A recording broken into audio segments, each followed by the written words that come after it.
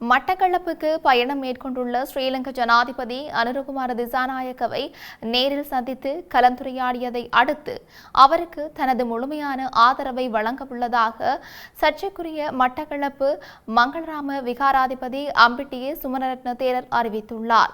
தாம் ராஜபக்ச முகாமிலிருந்து விலகிச் செயற்பட போவதாகவும் அவர் குறிப்பிட்டுள்ளார். இந்த சந்திப்பின் பின்னர் அவர் வெளியிட்டுள்ள காணொளியில் இந்த விடயங்களை சுட்டிக்காட்டியுள்ளார்.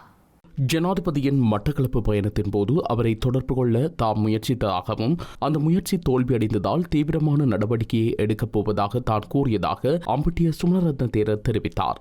இதனையடுத்து சிரேஷ்ட காவல்துறை அதிகாரிகள் மற்றும் ஜனாதிபதி பாதுகாப்பு பிரிவின் அதிகாரிகள் தலையிட்டு ஜனாதிபதியுடனான சந்திப்புக்குரிய ஏற்பாடுகளை செய்து கொடுத்ததாக தேரர் தெரிவித்தார்.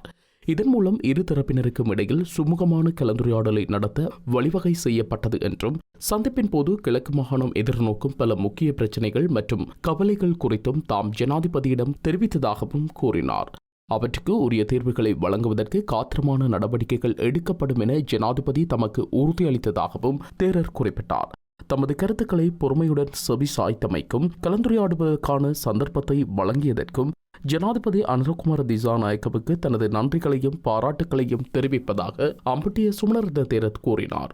நாட்டை நேர்மறையான மற்றும் சாதகமான திசையை நோக்கி கொண்டு செல்வதற்கு ஜனாதிபதி எடுக்கும் அனைத்து முயற்சிகளுக்கும் ஆதரவை வழங்குவதாகவும் தெரிவித்தார்.